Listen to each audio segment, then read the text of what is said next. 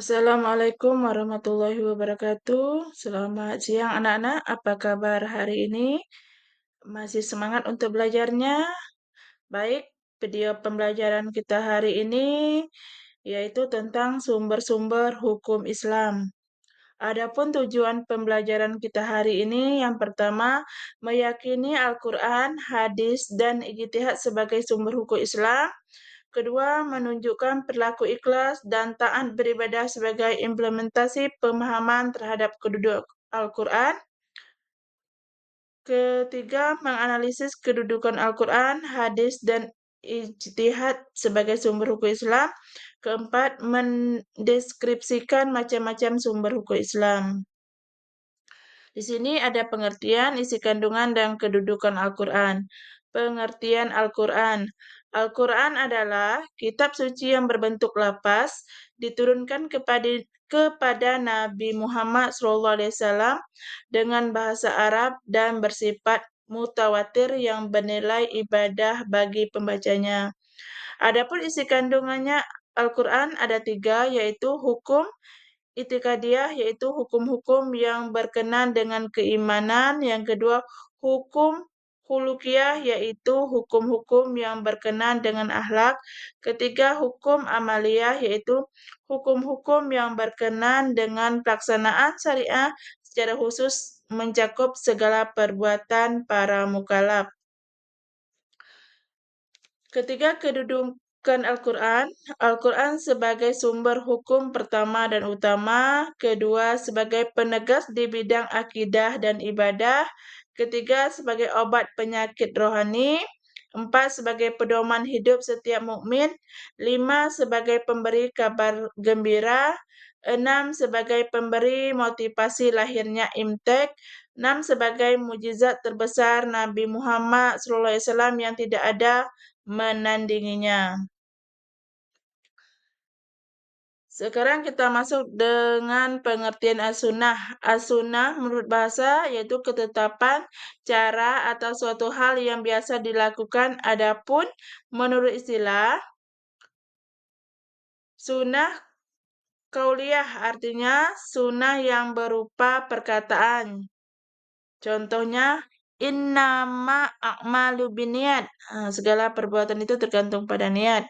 Sunnah fi'liyah artinya sunnah yang berupa perbuatan Nabi yang disimpulkan sebagai perintah atau larangan melalui contoh teladan Rasul, contohnya sholat, zakat, dan haji. Sunnah takririyah yaitu sunnah yang berbentuk pengakuan dan ketetapan Rasulullah SAW. Contohnya ada sahabat melakukan sesuatu dan Rasulullah SAW membiarkannya. Kedudukan as-sunnah yaitu sebagai dasar hukum Islam, menguatkan dan menegaskan hukum Al-Quran, menjelaskan dan merinci hukum yang masih global, menetapkan hukum yang tidak di dalam Al-Quran. Pengertian ijtihad yang berasal dari lapas ijtihada yang artinya mencurahkan tenaga dan pikiran. Menurut istilah, mencurahkan seluruh kemampuan berpikir untuk melakukan syariat, dalil-dalil syara yaitu Al-Quran dan hadis.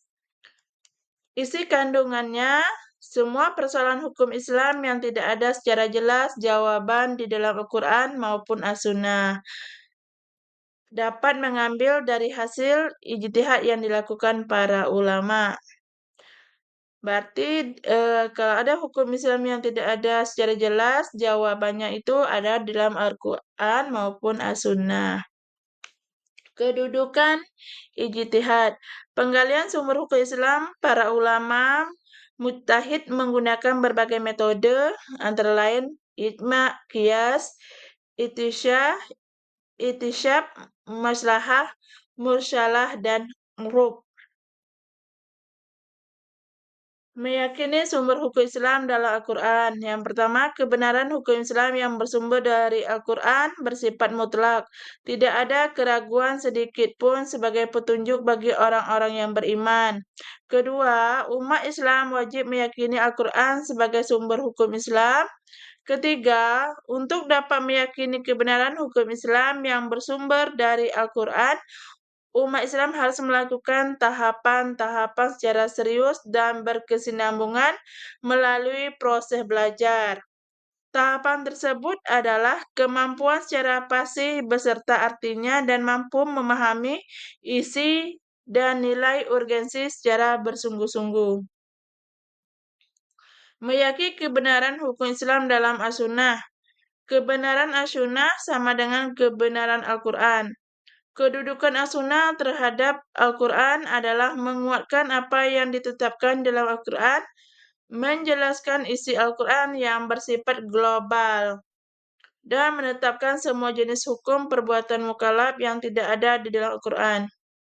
Umat Islam wajib meyakini hukum Islam yang tertuang di dalam as-sunnah terdapat dalam Quran Al-Hasyr ayat ke-7.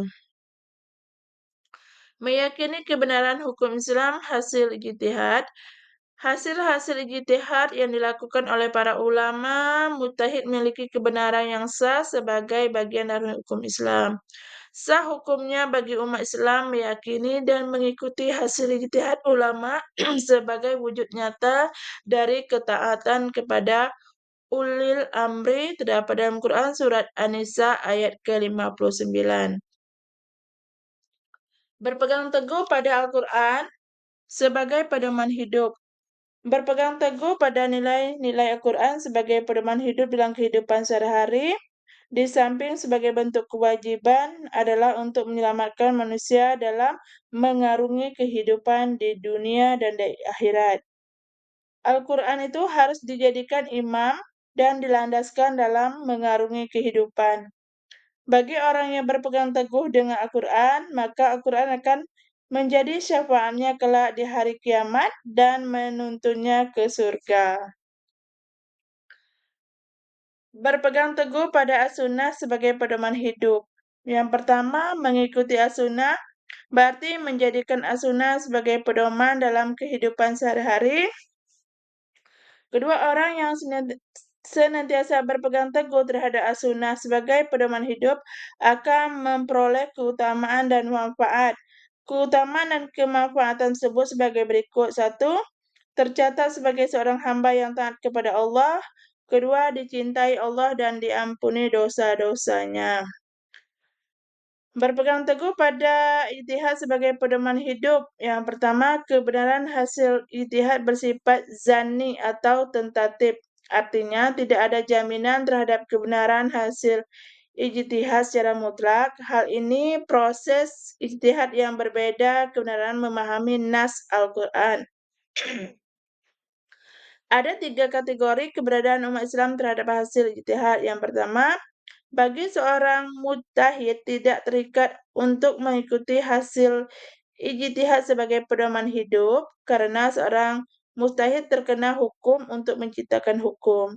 Yang kedua, bagi umat Islam yang pandai, ada tuntunan menjadi muttabi atau bukan mujtahid dan orang awam mengikuti hasil ijtihad secara kritis.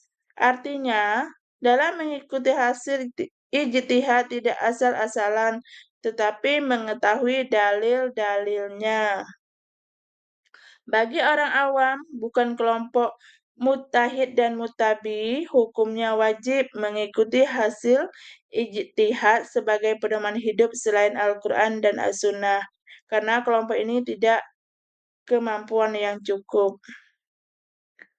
Baik, materi kita sampai di sini. Adapun kesimpulannya sebelum kita tutup, kita menyimpulkan bersama-sama tentang pelajaran kita hari ini, yaitu Al-Quran merupakan sumber hukum tertinggi dan pertama. Al-Quran adalah wahyu Allah Subhanahu wa Ta'ala yang diturunkan kepada Nabi Muhammad SAW dan di dalamnya terkandung prinsip-prinsip dasar, perintah, dan larangan yang menjadi pondasi seluruh ajaran Islam. Yang kedua, hadis atau sunnah Nabi, sumber hukum kedua setelah Al-Quran.